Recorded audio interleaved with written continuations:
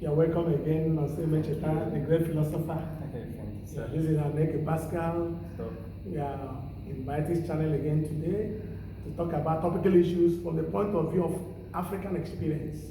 So we're looking at the issue of linguistic determinism and how we can apply this to understand the issue of feminism or women emancipation. Let me put a point like the whole concept of nwanyi, that the beauty of a woman is the husband. In other words, no matter what the lady achieves, how beautiful she is, how rich she is, her beauty or her dignity depends on marriage. In other words, a lady that is not married is seen as having no dignity, no place within the community. How does this practice fit into this contemporary era whereby every individual has the right to strive for own self-fulfillment and self-actualization? Thank you once more, Dr. Pascal. You know, this issue is an issue of considerable concern in the sense that it has a way of limiting the capabilities of a woman and as well stripping her of her own dignity of womanhood. You know, by saying that, you know, all this linguistic determinism has limiting factors, and we need to tackle the issue because it's actually, you know, worthy of addressing. In the sense that when you say that nwanyi, you know, sometimes some women they will be so in a haste to just want to fulfill Get that, hooked to a man. to get hooked to the, No matter how the condition of that person, just want to hide other person is capable of taking care of her, whether that person is even compatible. Marriage worthy before you can, just because of the fact that this societal, you know, cultural construct that for you to, your beauty is incomplete without marriage. You understand? Most of them will not even further their career anymore. Some of them that are ambitious will just truncate that, you know, ambition, just because even with the ambition, it is assumed in their culture that their beauty is worthless. So there is this, you know, rabid quest, hunger, you know, in them, craving to get a husband for them to be beautiful. So it's an issue that we need to, you know, try to allow the women, the girl child, to attain the level of fulfillment, attain, you know, to aspire to greater heights before talking about marriage. So the attachment of marriage has actually belittled the elegant reality of existential happiness, you know, aspiring to greater height, to achieve a lofty height in life before talking about marriage. So it's like there's a prioritization of marriage because of the fact that this is what my people have said. So linguistic determinism has a way of limiting. That's a limiting factor on the potentials, on the actualization of the potential of the girl child. We see that language mirrors health.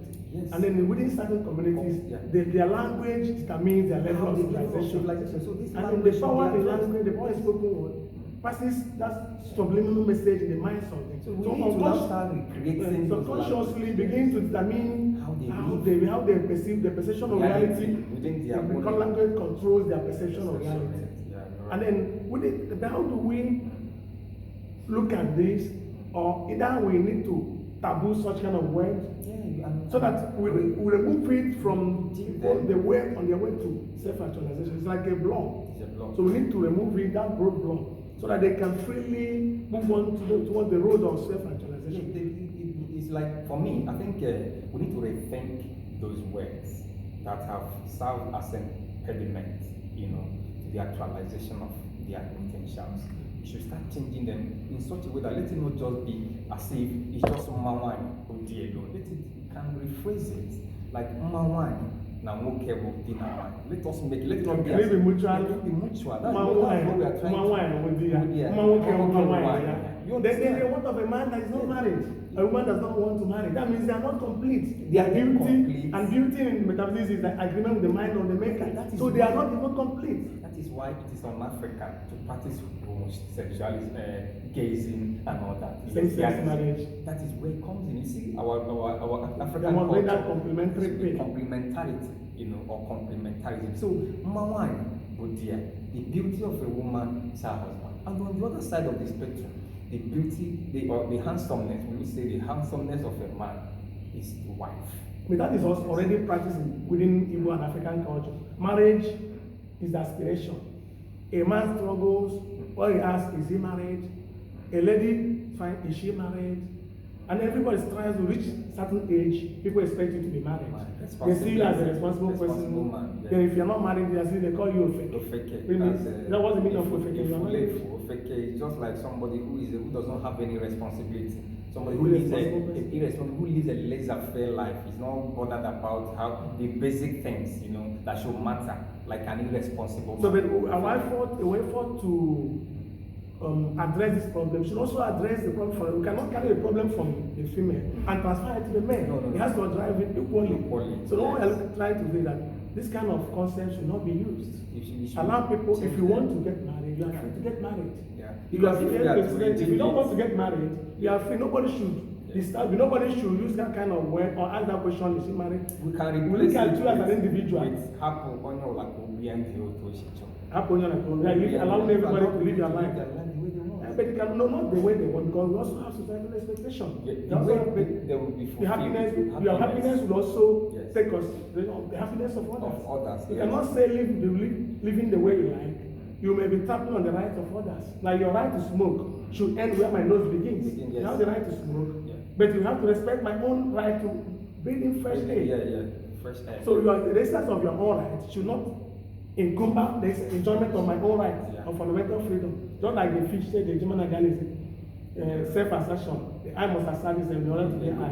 When the ego asserts, the series are limited. So you must go see how mutual respect of rights of others. You have to consider the rights of others. It's very, very important, because you don't just leave it at in the course of in the course of living the way you want to live, you should equally take cognizance of how other people live. Respect on the boundaries. One thing about what I'm trying to prescribe is, when I have that conception, or maybe that notion that I need to live and actualize my, in other words, I will equally know that what I do, you understand, will equally, has effect on others. So because of that, I will equally be mindful of how I treat others, because that person should equally be mindful of how he or she treats me. Because that would be a better society. That's why everybody exercise of your own right and freedom, autonomy. Also take cognizance of the right and freedom of others. If you see me smoking, for instance, I'm supposed to know that the people around here, it's not all of them. They have right to breathe in fresh air. So I can equally, you understand, go by the side and excuse them and smoke. You understand? So the same thing is applicable to when you see me, for instance, and there are some things that is a mutual thing. It's a self-respect, which is reciprocal. You have to give and you have to equally take. So we need to balance it and checkmate the excesses in order for us to have a harmonious society. Okay, so what we are trying to understand is that we have to see a way to extricate or taboo that kind of concept that limits the female. Because in this world whereby we need to allow the female to thrive, allow them to live to the fullest of their potentials, limiting them with that kind of concept, it deprives society of values. Because all these women could be international players, global participants in global development. But when we limit them, see them as their illusion ends in kitchens, or they have to get married and marriage. Like one president said, his wife belongs to the kitchen and the other room. So look at how the wife belongs to the kitchen and the other room. You can't even allow the equal opportunity to both male and female. We have inclusiveness. Inclusivity has to be male, female. We're all the same. We should be allowed to thrive. We should be allowed to actualize our potential. We should be allowed to train the child the way two of them alike. You shouldn't say because of the fact that she's a girl child, therefore marriage should be the... Or you should not even train her in school, says it's going to belong to another man.